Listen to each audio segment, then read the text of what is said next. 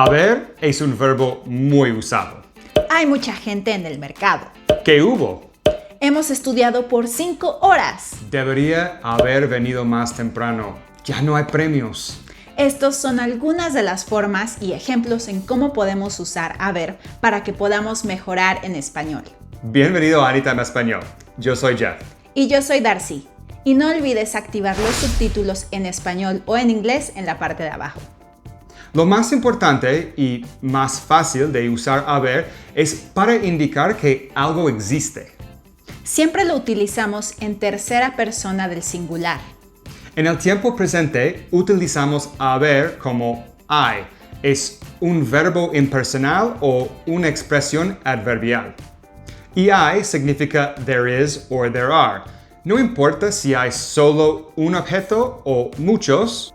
Por ejemplo, hay una toalla en el baño. Hay 2 sillas en la sala. ¿Cuántas personas hay en tu escuela privada? En el pasado, haber siempre va a ser había o hubo. Había se usa para descripciones y hubo para acciones completadas. Había 3 meseros en el restaurante cuando hubo un terremoto. Había un trabajador fuerte que me ayudó con la mudanza. Ayer hubo una carrera de Fórmula 1 y mi piloto favorito ganó. En el futuro vamos a usar habrá y significa there will be.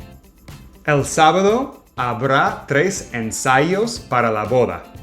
Este mes habrá reunión general. ¡Ojo!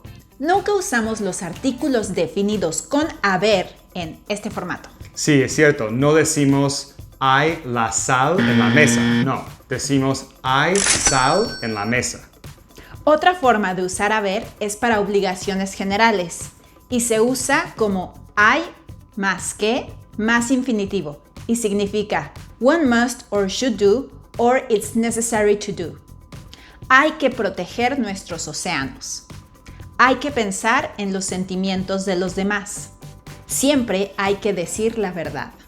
Hay más que más infinitivo y tener más que más infinitivo no es lo mismo.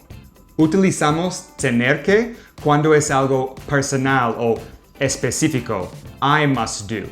A diferencia a una expresión general, like one must do. Por ejemplo, hay que estudiar si quiere aprobar el examen. Yo tengo que estudiar si quiero aprobar el examen. También usamos haber como verbo auxiliar para formar los tiempos perfectos o tiempos compuestos del español.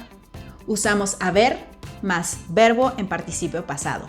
Aquí, haber significa to have. He aprendido 3 idiomas. Mis abuelos habían llegado a casa cuando los visité. En febrero, ellos habrán aprobado el curso. Habría llamado antes, pero no vi la hora. Dudo que hayas aprendido a cocinar sin ayuda. Si hubiéramos esquiado en la zona A, no me hubiera lastimado el pie. Frecuentemente, vas a ver el infinitivo de haber usado antes de un participio pasado y significa have done something. Es decir, una acción se acaba de completar. Gracias por haber cuidado a mi perro esta noche. Debería haber llegado antes a la reunión. También podemos usar haber para existencia en infinitivo. Debe haber sal en la alacena. Ahora, este puede ser muy confuso porque yo diría debe estar la sal en la alacena, pero eso significa dónde está la sal. Pero si decimos debe haber, significa existe, o sea, ¿qué hay en la alacena? Muy bien, ahora sí, ¿listos para el bonus? Sí, venga. Ok, aquí hay unas expresiones donde también usamos haber. ¿Qué hubo? O tal vez también puedes escuchar o ver ¿qué hubo? O ¿qué hubo? ¿Qué hubo de? ¿Qué hay de nuevo? No hay de qué. Y en los cuentos puedes escuchar había una vez. También hay algunas expresiones del tiempo usando haber más un sustantivo. Hay nieve. Hay lluvia. Hay niebla. Hay sol. Hay viento. Y por último, podemos usar haber más de más infinitivo para una obligación personal como es tener más que más infinitivo. He de ir al trabajo. Has de limpiar la cocina.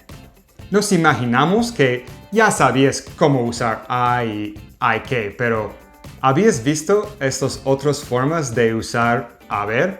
Escríbelo en los comentarios. No olvides darnos un like y suscríbete para que no te pierdas otros videos. Pero si tienes más dudas, pues aquí estamos. Hasta la próxima.